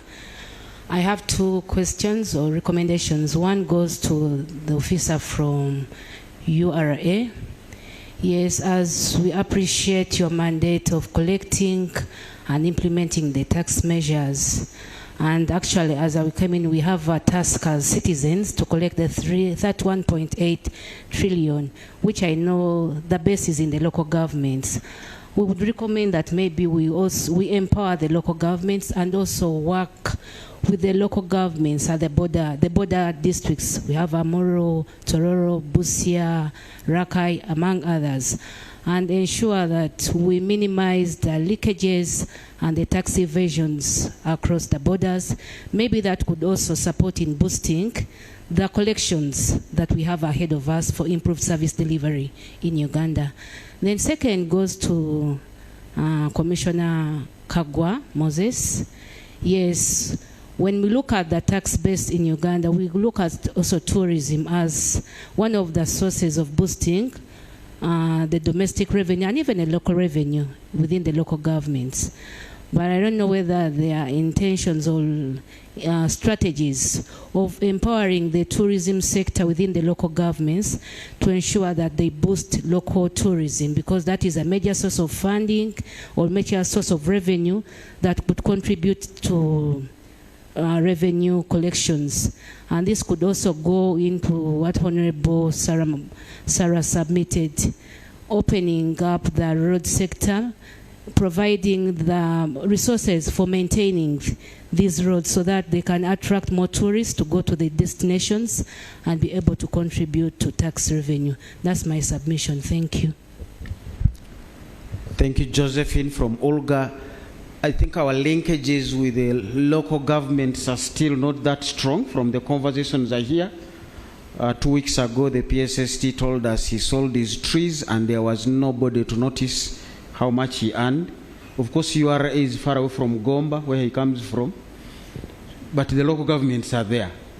So how are we linking up with these local governments to see all taxable activities? Last week I was chatting with a person telling them how I was now going to really struggle. You pay rental income on the same income, ground rent is the same income. So how much income should I declare to URA for tax purposes, knowing that already the local government is picking a portion of my rental income and taking it away? These are things that need to be harmonized. But this friend of mine actually told me for them, their neighbors don't pay rental income, but they are paying ground rent. So one arm of government actually knows them, another arm of government doesn't know them. So those linkages, I know we had put up those systems, and I know history is out there. So our linkages with the local government bring in a lot of interest on how we can broaden the tax base to those who are able to pay, but also not overtax them because of so many charges on the same level of income. I think there was another hand here as number 3. Now I see that table wants to bring 2 more people. Yeah, thank you very much. My name is Jemba Kanakulia Murondo, Deputy Spokesperson Kasita, Uganda. The first one goes to my brother Luanga on digitization. EAC is part of digitization, and we've had issues with it, not only here in Kampala or Uganda, but we are having a sit-down strike in Dar es Salaam because of EAC.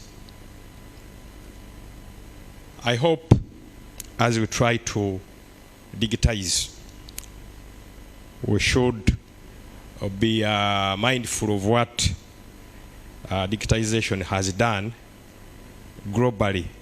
It has promoted economies, but at the same time, we know what it caused around 2010 with the recess, economic recess, which happened because of digitization. As we look forward to digitize for increased revenue collection and ease of doing business, we shouldn't forget the disadvantages of digitization without doing much of sensitization and educating Ugandans to achieve the necessary goals.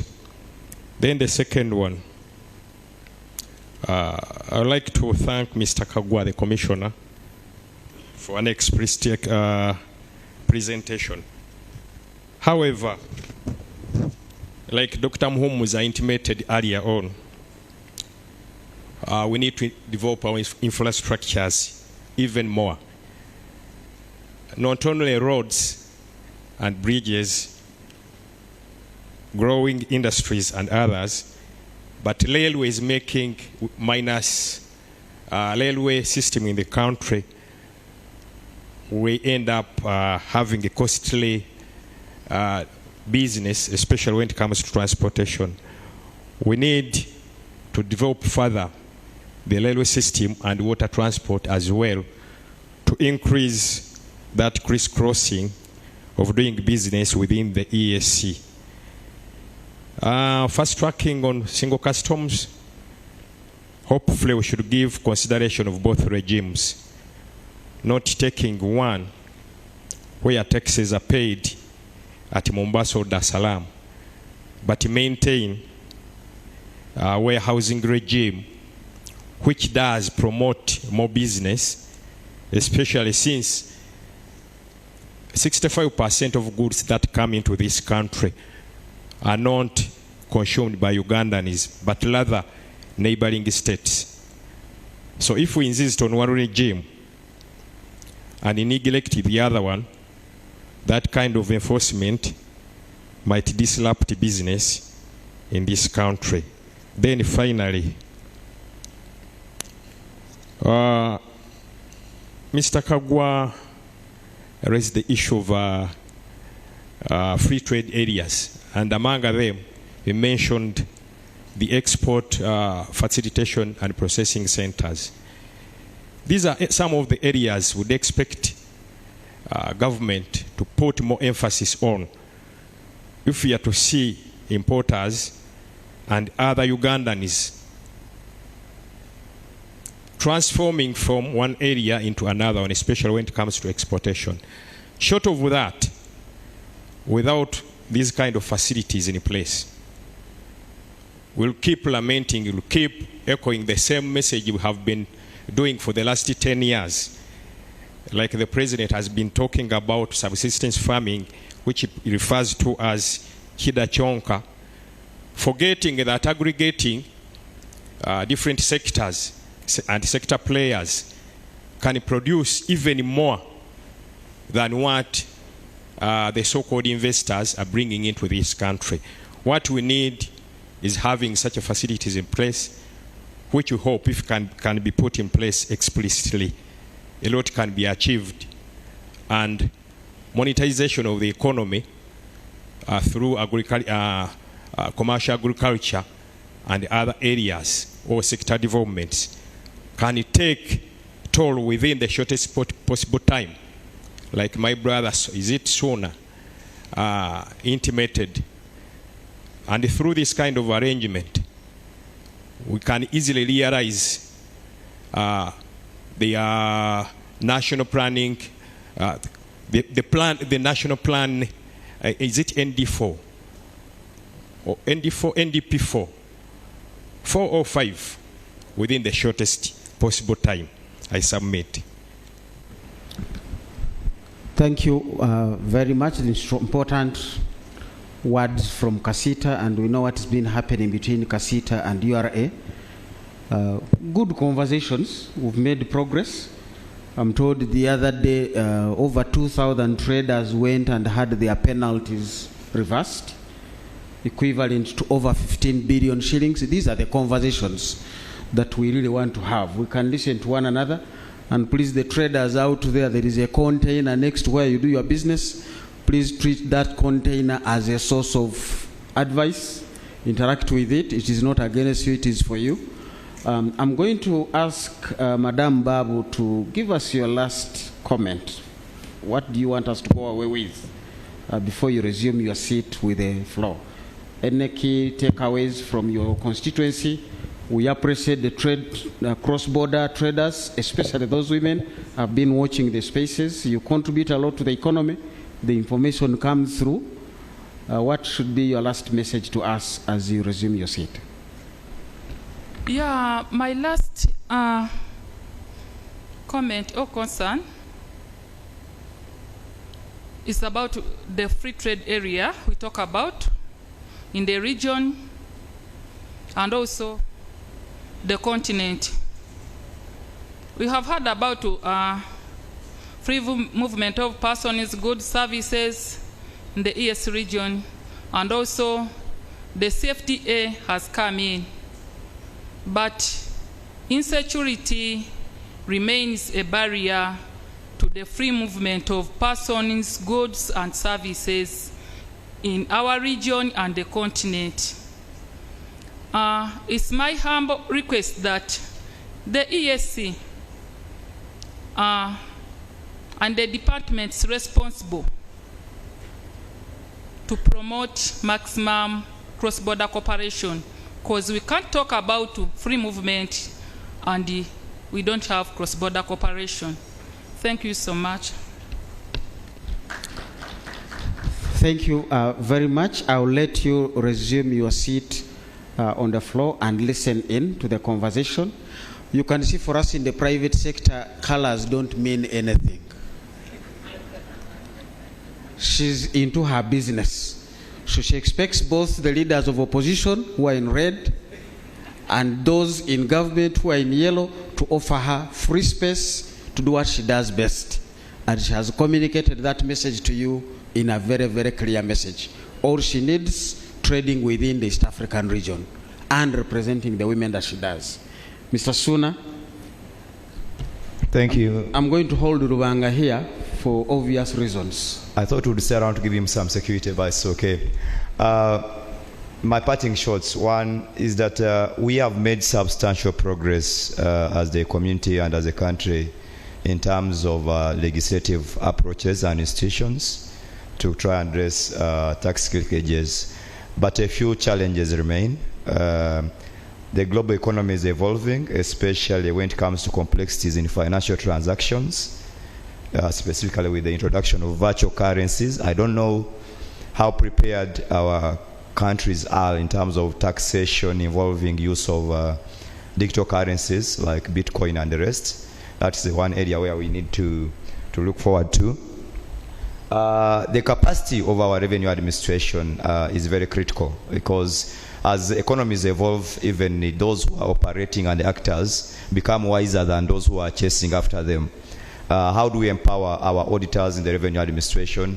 How do we empower the tax administrators to be able to track and trace these tax malpractices? So we need to address the capacity constraints in the revenue administration, both in numbers but also in competencies of the same. Another area I thought is a takeaway is we have varying levels of political will in the region. Today we agree on harmonization, and tomorrow a partner state introduces something which is contrary to what we have agreed at the community level. So someone told me there is no school that teaches political will, but I think it's an important aspect if we are to achieve and are able to close these tax loopholes which cause illicit financial flows. I submit and thank you. Thank you. Hand clap for Mr. Suna as he resumes his seat. Where is Mrs. Hilda Mukuru Tumohe, who is policy analyst debt and aid from Siatini?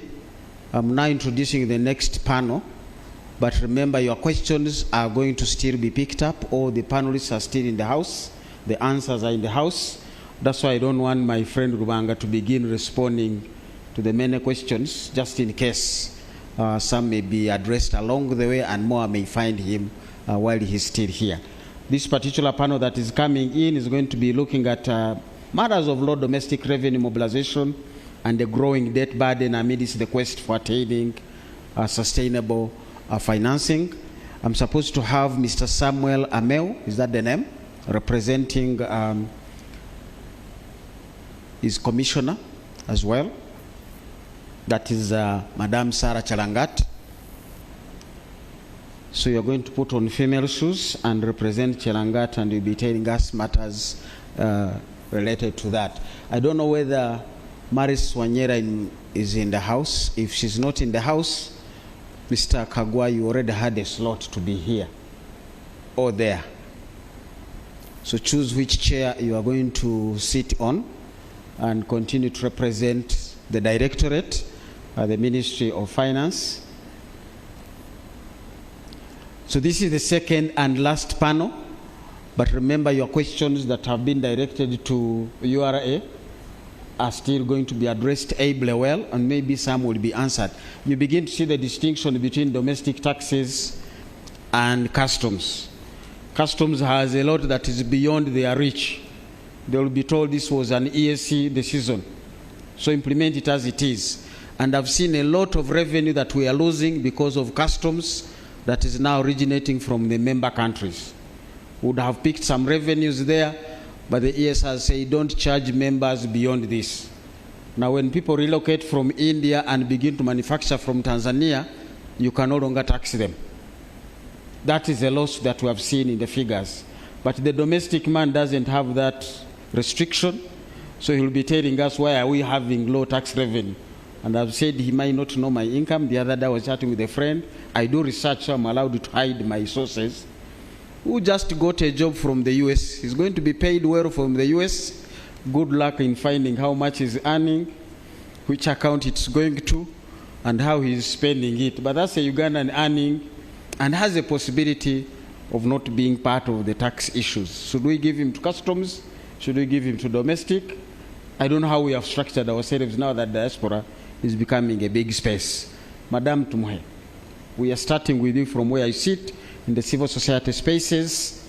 You want us to give us an independent perspective on Uganda's ability to sustain its debt versus public service delivery. Okay.